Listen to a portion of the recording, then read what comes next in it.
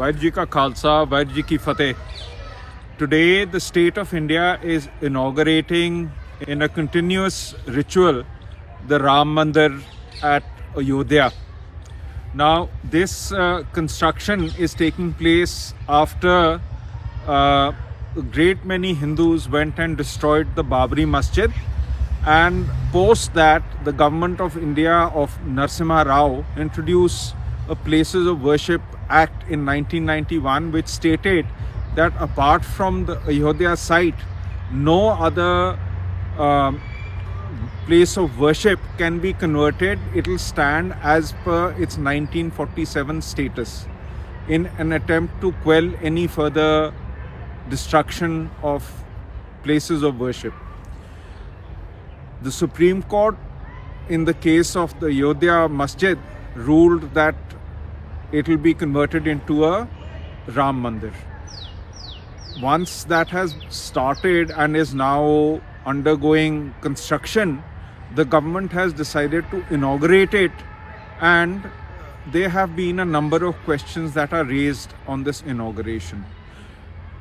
Almost all parties have tried to show this as a uniting moment for India, that India is united under the Ram Mandir. This is the dream of the Hindu Mahasabha, of the BJP, the RSS, that India is united as a Hindu nation. As opposed to this, in 1952, everyone got together and came out with the Constitution of India, in which Articles 14, 15, 17 and many others insisted that there can be no discrimination based on caste, gender, untouchability, equality will be there, so sex, place of birth, all these things, race will not be a discriminating factor.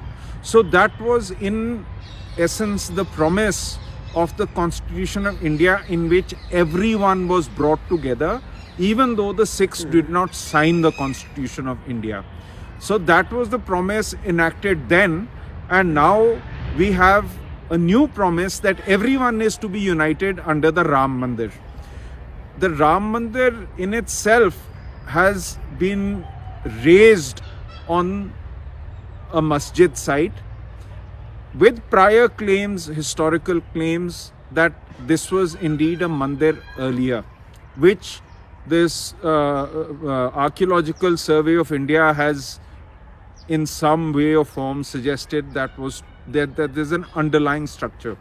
Now, if prior claims are going to determine which religion is to claim what, it's going to become like Israel and the Palestinians, where Israelis claim that their forefathers were in this land. It will be a tenuous situation. The inauguration itself, as far as I can ascertain, is following the rituals of the Hindu religion, in which they have got one of the people conducting the entire Ram Mandir religion is Pandit Lakshmikant Dikshit. Now, I think that this sounds like a Brahmin name, and he is in charge of all the rituals. There's also talk of a young priest of 22 years, Mr. Mohit Pandey, who is also part of the 29 priests who are going to conduct the ritual for the inauguration of the mandir. Now, Pandey and Dikshit, to my knowledge, seem like Brahminical names, that they are from the caste of Brahmins. What the other 28 priests are, what caste they are, I do not know. But I presume that they will be Brahmins or other upper caste priests. We have seen this earlier also when the new parliament was inaugurated. The Adhinam Sanstha from Thiruvannamurai was called in, and they are Kshatri priests who inaugurated the parliament. The point being over here that the rituals of inauguration will be carried out by upper caste priests, and Vaishyas, Kshatris and Brahmins will be in charge of the mandir. The Hindu Mahasabha, which was the progenitor of this movement, says that the Ramanandis should have been included, or it was their place to inaugurate.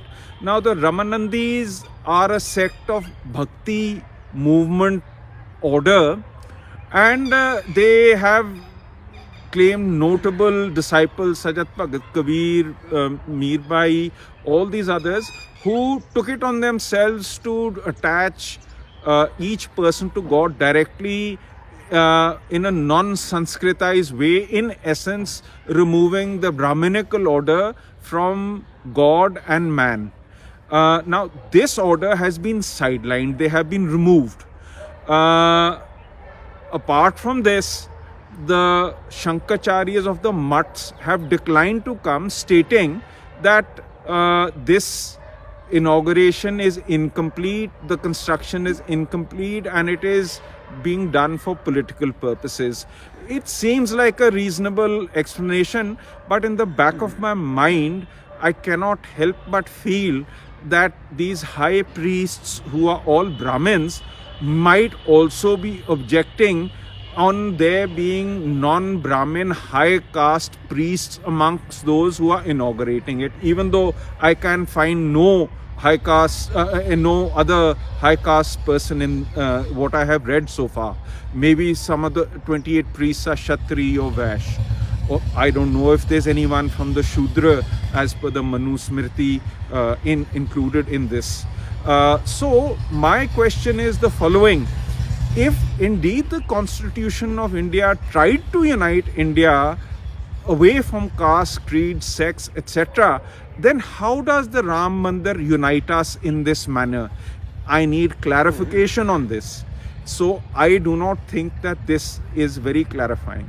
Then there are those religions which do not believe in the Lord Ram, of which mine is one. In fact, there is a very distinct part of my religion as a Sikh, Pairo Mahalla Panjma, on Ang 1136, which says, Na hum Hindu, na Musalman, Allah Ram ke Pind Puran, Haj Kabe jaun na Tirath Puja, Eko Sevi aur na Duja, Puja karo na Nawaj Gujrao, Ek Nirankar le Ridde Namaskaro, Vartna Raho na Ma Ramdan, Tis Sevi jo Katha Rakhe Nidan, Eko Gosai Allah Mera, Hindu Turk Duhon Bera. I don't follow the rituals of Islam and Hinduism.